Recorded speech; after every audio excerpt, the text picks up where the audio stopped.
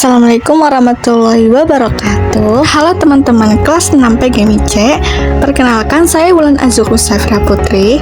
Di sini saya akan membacakan materi tentang desain konten digital di media sosial. Sebelum itu, perkenalkan anggota kelompok 7. Yang pertama ada saya sendiri, Wulan Azhur Safira Putri. Yang kedua ada Mbak Siti Faizutur Rahma. Yang ketiga ada Mas Amar Alfan Fadil. Yang keempat ada Evanda Zulfani Zadi. Materi yang pertama akan dibacakan oleh saya sendiri. Oke, materi yang pertama itu pengertian desain konten digital media sosial. Pengertian desain konten digital media sosial merupakan proses mengelola, mengawasi, dan memanfaatkan media sosial untuk mencapai tujuan bisnis serta menganalisis pengguna media sosial untuk mengembangkan branding. Desain konten digital media sosial meliputi seluruh proses digital marketing seperti merencanakan strategi media sosial, mengelola konten, memantau performa, serta berinteraksi dengan pengikut atau pengguna lainnya. Desain konten digital media sosial harus menggunakan visual yang menarik, elemen visual yang berkonsisten dengan identitas merek, dan menggunakan layanan call, key opinion leaders untuk membangun branding yang kuat. Desain konten digital media sosial juga harus memiliki format dan kebijakan tersendiri. Setiap platform media sosial seperti Instagram, Facebook, dan Twitter. Saya akan melanjutkan materi tentang bentuk konten digital. Bentuk-bentuk konten digital itu ada 8. Yang pertama teks, contohnya artikel, blog post, e-book. Yang kedua itu gambar, contohnya infografik dan ilustrasi. Ketiga itu audio, contohnya podcast, musik, dan audio. Yang keempat itu video, contohnya vlog, tutorial, dan animasi. Yang kelima interaktif, contohnya quiz online, game, dan simulasi. Yang keenam itu grafis, contohnya grafik data dan grafik animasi. Ketujuh presentasi, contohnya slide deck dan webinar. 8. Media sosial, contohnya Twitter, postingan Facebook, dan Instagram Story. Kemudian materi yang selanjutnya itu kelebihan konten digital di media sosial. 1. Menarik perhatian, artinya desain yang menarik dan kreatif dapat membantu konten Anda menjadi lebih mencolok di antara banyaknya konten yang bersaing di media sosial. Yang kedua itu meningkatkan keterlibatan. Desain visual yang menarik dapat meningkatkan keterlibatan pengguna seperti like, share, dan komen, sehingga meningkatkan visibilitas konten Anda. 3. Meningkatkan brand awareness, artinya desain konten yang konsisten dengan identitas mereka. Anda dapat membantu memperbaiki citra mereka dan meningkatkan kesadaran mereka di antara pengguna media sosial. 4. Memudahkan komunikasi. Desain visual membantu menyampaikan pesan secara cepat dan efektif, terutama dalam hal-hal seperti infografis atau grafik yang merangkum informasi penting. Yang terakhir itu lebih memiliki nilai bagi pengguna, artinya desain yang baik dapat menambah nilai bagi pengguna, misalnya dengan memberikan informasi yang bermanfaat atau hiburan. Materi yang terakhir itu tentang kekurangan konten digital di media sosial. Yang pertama itu keterbatasan ruang, artinya beberapa platform media sosial memiliki batasan ruang untuk konten, sehingga desain yang kompleks atau terlalu padat bisa sulit untuk dimengerti atau tidak dapat ditampilkan sepenuhnya. 2. Perbedaan resolusi. Jadi konten visual mungkin terlihat berbeda pada berbagai perangkat dan resolusi layar, sehingga desain harus dipertimbangkan untuk berbagai format. 3. Kesulitan memproduksi konten berkualitas, artinya desain yang baik membutuhkan keahlian dan waktu yang cukup, sehingga memproduksi konten berkualitas secara konsisten menjadi tantangan. 4. Kesulitan mengukur kinerja.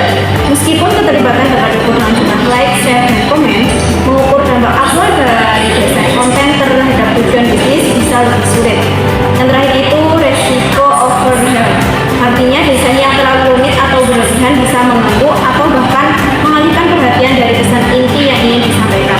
Materi yang selanjutnya yaitu ada tips atau cara membuat konten yang menarik. Yang pertama, kita kenali audiensnya dulu.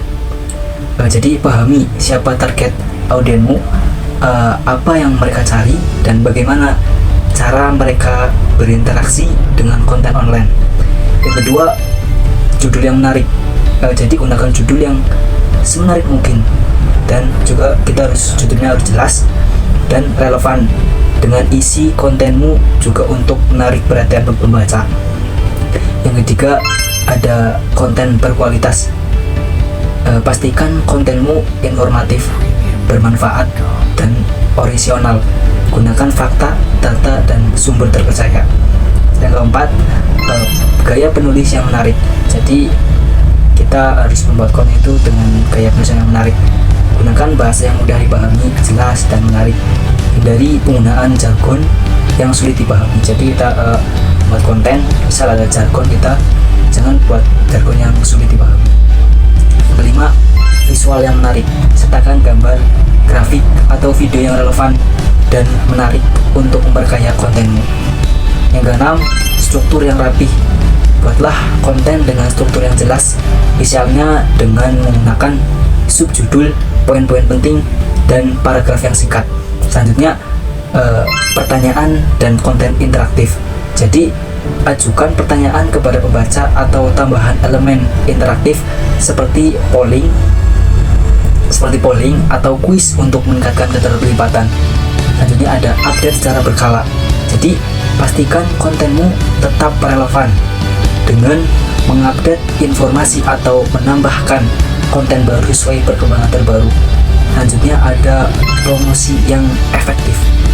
Jadi, gunakan strategi promosi yang tepat seperti media sosial, email marketing, atau kerjasama dengan influencer untuk meningkatkan visibilitas kontenmu.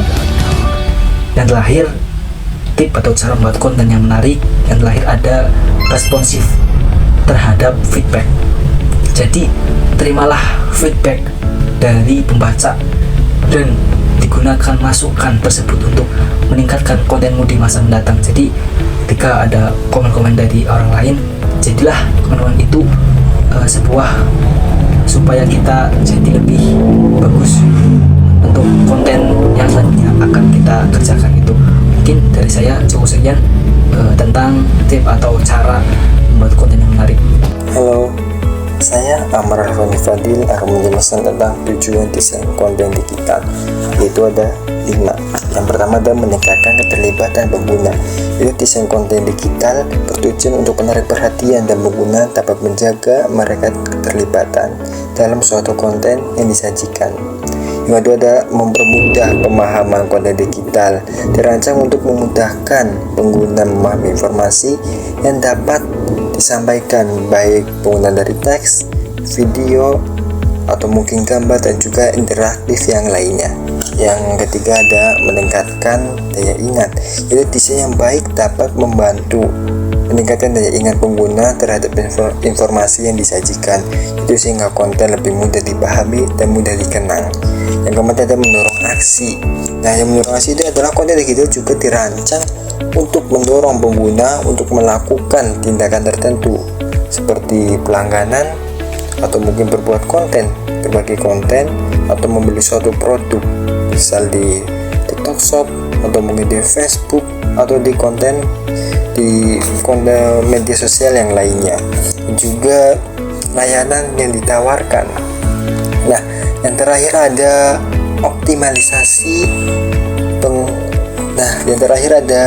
optimalisasi pengalaman pengguna. Desain konten digital bertujuan untuk menciptakan pengalaman pengguna yang menyenangkan dan efisien, sehingga pengguna merasa puas dengan interaksi mereka dengan konten tersebut. Jadi ada 5, yaitu tentang tujuan konten media sosial. Nah, tujuan desain konten media sosial itu menciptakan pengalaman pengguna yang menarik, mudah dipahami, dan efektif yang menyampaikan informasi. Desain konten digital juga bertujuan untuk meningkatkan keterlibatan pengguna, memperjelas pesan yang disampaikan, dan juga meningkatkan referensi atau retensi informasi. Itu desain konten digital juga bertujuan untuk memastikan konsistensi visual, aksesibilitas, dan juga responsivitas konten di berbagai platform dan perangkat seperti di TikTok, Facebook, Instagram, dan sekarang ada di YouTube. Mungkin itu yang bisa saya jelaskan. Sekian presentasi dari kami. Terima kasih yang sudah menonton video kami sampai selesai. Dan terima kasih juga kepada dosen pengampu mata kuliah konten media sosial, Ibu Nurni Hamidah. Kurang lebihnya mohon maaf. Wassalamualaikum warahmatullahi wabarakatuh.